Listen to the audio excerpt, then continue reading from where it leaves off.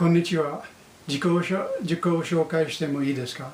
I just said in Japanese, hello, is it okay if I introduce myself? Before the end of this video, I will tell you how you too can speak fluent Japanese instantly without previous study or experience. As for the self-introduction, my name is Boye Lafayette De Mente. I'm a former trade journalist and editor turned book author, and for many decades worked out of Tokyo, Seoul, Taipei, and Hong Kong. I've written over 80 books on the business practices and cultures and languages of China, Japan, Korea, Mexico, and the US, of which some 65 are still in print. My Asia experience began in 1949 when I was a member of the Army Security Agency and was sent to Tokyo with a group to establish and operate a code-breaking system. After returning to the US in 1952 and being discharged from the ASA, I attended and graduated from the American Institute for Foreign Trade, AIFT, located in Glendale, Arizona, now the famous Thunderbird School of Global Management. In 1953, I returned to Tokyo and for the next 4 years worked as the editor of newspapers and magazines, the last one being the Japan Times, the leading English language publication, daily publication in Japan. In 1957, I took time out from my work and joined an Australian adventurer named Ben Carlin and made a 4-month-long journey from Tokyo to Anchorage, Alaska on an amphibious jeep. We left Tokyo on May the 3rd and arrived in Anchorage, on September the 3rd. This is a picture of the book that I wrote after the journey, which made the Guinness Book of World Records, and was the reason for my writing this book. In early 1958, I returned again to Tokyo and to become the editor of a new publication called Oriental America, founded a year earlier by one of my AIFT classmates, Ray Woodside. Shortly after I joined the magazine, we changed the name to The Importer with the subtitle Asian Products for Western Markets, to be more in keeping with its content. It was a subscription-only publication for European and American importers. Our first advertisers consisted mostly of tiny companies that had appeared like mushrooms following the end of World War II, during which Japan's economy was devastated. One of these tiny companies was called Tokyo Tsushin Kogyo Kabushiki Kaisha, which translates as Tokyo Communications Industrial Company. The world knows that company today as Sony. This video is being produced with Sony equipment. Advertisers poured into the newly named magazine, and we quickly opened offices in South Korea, in Taipei, and in Hong Kong.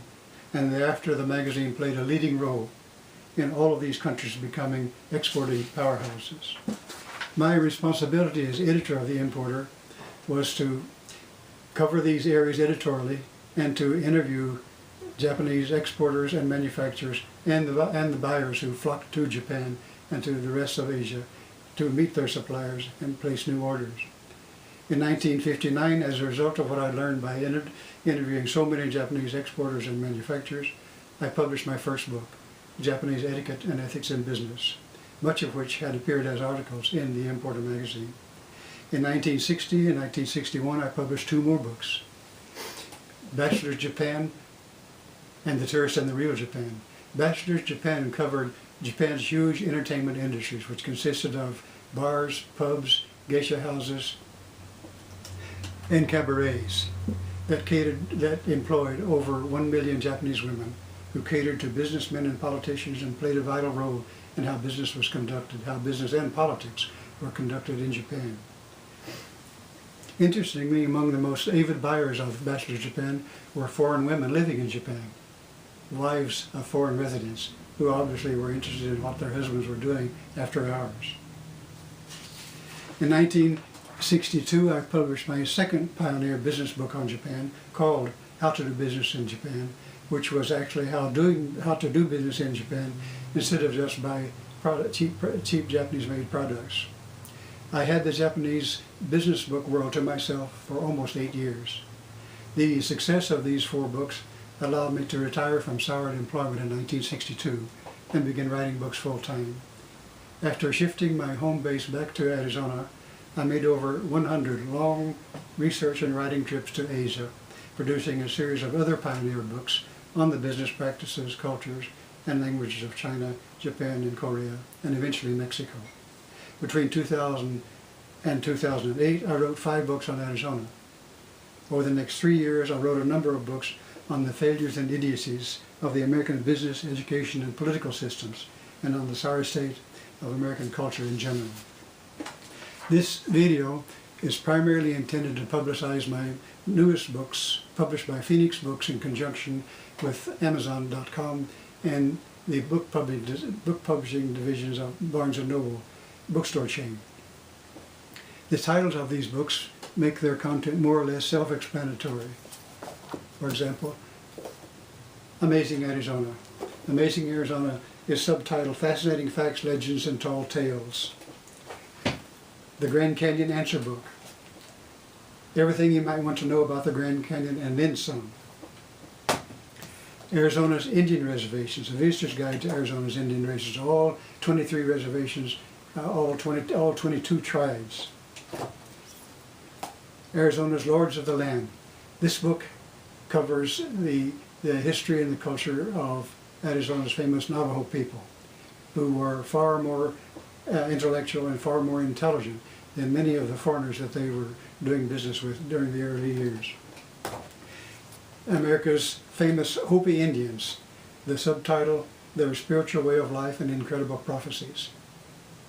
The Hopi claim to have been the first human beings to arrive in the New World and to have populated the entire world and to have arrived in this country by large rafts across the Pacific Ocean as opposed to the land bridge connecting Siberia and Alaska. And on Mexico, Why Mexicans Think and Behave the Way They Do. Subtitle, The Cultural Factors That Created the Character and Personality of Mexican People. This is a very insightful guide on how and why Mexicans think and behave the way they do.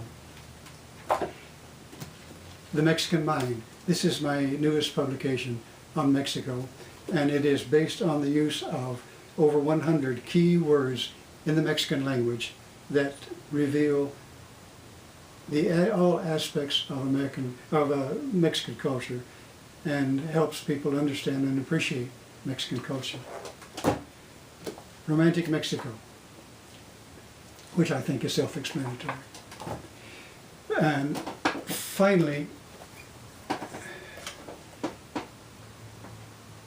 in keeping with the promise I made at the beginning of this video, this is called Speak Japanese Today. A little language goes a long way. A home course for anyone involved with Japanese anywhere. It teaches you how to communicate with keywords and useful sentences instantly. In other words, Nippongo. Nippongo means Japanese language.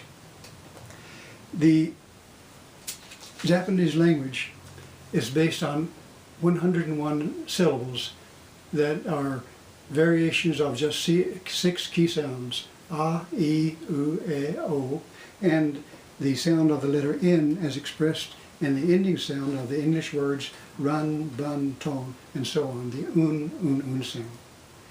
Here are some samples of the Japanese alphabet.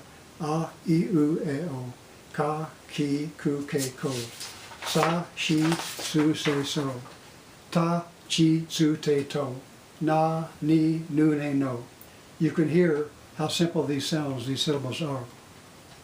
Pairs of these syllables are combined to produce more syllables to make up the total of 101.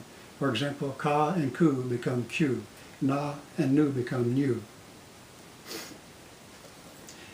The content of this book, the contents of this book, goes from introducing the Japanese language,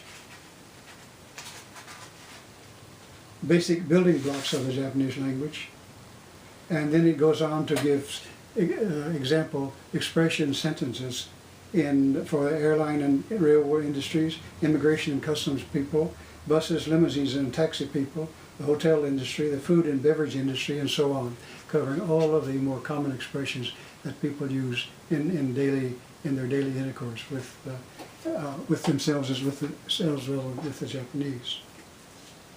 For watching and listening to this video. Domo arigatou gozaimashita. Thank you very much. Sono uchi ni, which means I hope to meet you again soon, hopefully on Amazon.com. Sayonara. Sayonara, I'm sure most of you know, is the Japanese word for goodbye. Its actual literal meaning is if it must be so. A very poetic way of parting from friends.